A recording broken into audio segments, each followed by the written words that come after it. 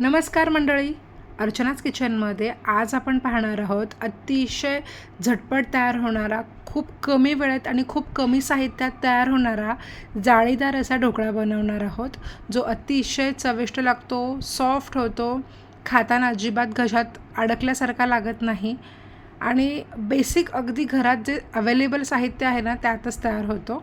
चला मग रेसिपीला सुरुवात करूयात.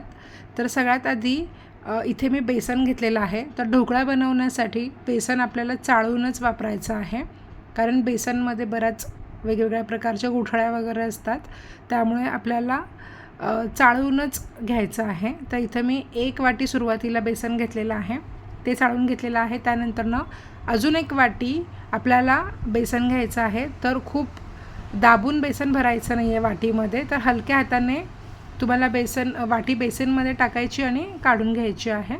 तर जेवढं बेसन येईल तेवढं घ्यायचं आहे. तर 2 वाटे बेसन घेतलेलं आहे. साखर टाकायची, साधारण 3 चमचे साखर टाकलेली आहे. तर साखर तुम्ही तुमच्या आवडीनुसार कमी जास्त करू शकता. चवीनुसार मीठ टाकून घ्यायचं आहे. त्यानंतरनं अगदी थोडंसं आपल्याला हळद टाकायची आहे. तर खूप हळद पण नाही टाकायची, नाहीतर हळद आणि सोड्याचं रिॲक्शन होऊ नये ना ढोकळ्यावर लाल स्पॉट तयार होतात. त्यानंतरनं इथे मी अर्धा लिंबू घेतलेला आहे. अर्धा लिंबू आपल्याला चांगला पिळून घ्यायचा आहे. तर या ठिकाणी आपल्याला साधारण छोट्या आकाराचा असेल तर 1 लिंबू आपल्याला या ढोकळ्यासाठी लागेल. तर हे सगळं व्यवस्थित मिक्स करून घ्यायचं आहे आणि लागेल तसं पाणी टाकून आहे ना आपल्याला याचं बॅटर बनवायचं आहे. तर बॅटर बनवताना खूप पातळ बनवायचं नाही आणि खूप घट्टही ठेवायचं नाही आहे. तर याची कन्सिस्टन्सी मी तुम्हाला दाखवते. तर इथे बघू शकता मी व्यवस्थित याला फेटून एकजीव करून घेतलेला आहे. तर इतपत याची कन्सिस्टन्सी आहे. चमच्याने दाखवते आहे. तर या पद्धतीने चमचा पूर्ण कोट होतो आहे, बघू शकता. मागची बाजू बघायची, चमचा पूर्ण कोट होतो आहे, म्हणजे बॅटर परफेक्ट झालेला आहे.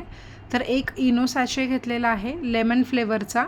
तर 1 इनो सॅशे आपल्याला यात टाकून घ्यायचा आणि वरून पुन्हा अर्धा लिंबू पिळून घ्यायचा आहे. तर टोटली मी जसं सांगितलं 1 लिंबू आपल्याला लागतो.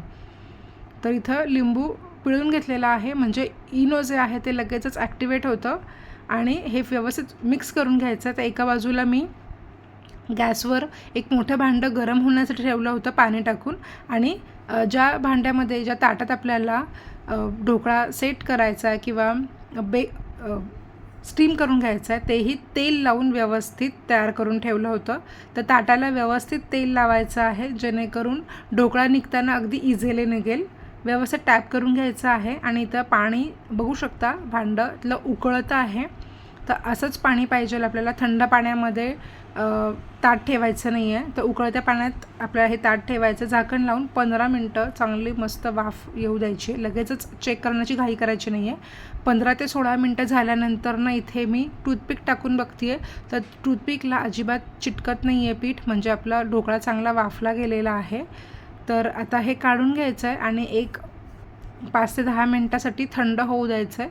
छान थंड झालं ना तर ढोकळा व्यवस्थित कडा पण मोकळा करून घेतो. आपल्याला कडा वेगळ्या करण्याची गरज पडत नाही. छान कडा मोकळ्या होतात थंड झाल्यानंतर ना. तर असं दात असलेली जी सुरी असते ना, तर ती सुरी शक्यतो ढोकळा कट करण्यासाठी वापरायची, जेणेकरून आहे ना ढोकळा अगदी छान कट होतो एकसारखा आणि चांगले शार्प असा ढोकळा जो आहे ना तो कट होतो. तर याचे आपल्याला आवडतील त्या आकारात पीसेसमध्ये, छोट्या आकारात, मोठ्या आकारात ढोकळा चांगला कट करून घ्यायचा आहे. आणि इथे ढोकळा मी कट करून घेतलेला आहे. आता इथं मी एक भांडं घेतलेलं आहे, यामध्ये हा ढोकळा जो आहे ना तो आपल्याला वेगळा करून घ्यायचा आहे.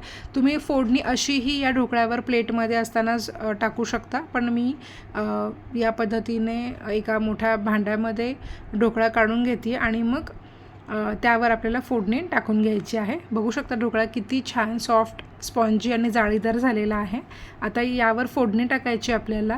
तर त्यासाठी मी एका छोट्या भांड्यामध्ये 2 चमचे तेल गरम केलं होतं. त्यामध्ये मोहरी चांगली तडतडून घ्यायची आहे आणि त्यानंतर त्यात मिरच्या टाकायच्यात, कढीपत्ता टाकायचा आहे आणि मस्त गरम गरम फोडणी आहे ना ही तयार झालेली. आणि ही फोडणी आता आपण या ढोकळ्यावर टाकून घेऊयात. आता तुम्ही यामध्ये ओलं खोबरं पण वरून टाकू शकता, खूप छान लागतं. तीळ देखील टाकू शकता किंवा फोडणीमध्ये पाणी टाकून त्यात थोडीशी साखर टाकून ते पण यामध्ये टाकू शकता, पण मी पाणी शक्यतो फोडणीत टाकलेलं नाही आहे. मस्त इथे आपला झटपट तयार होणारा इन्स्टंट ढोकळा तयार झालेला आहे. नक्की करून बघा. व्हिडिओ आवडला असेल तर व्हिडिओला नक्की लाईक करा.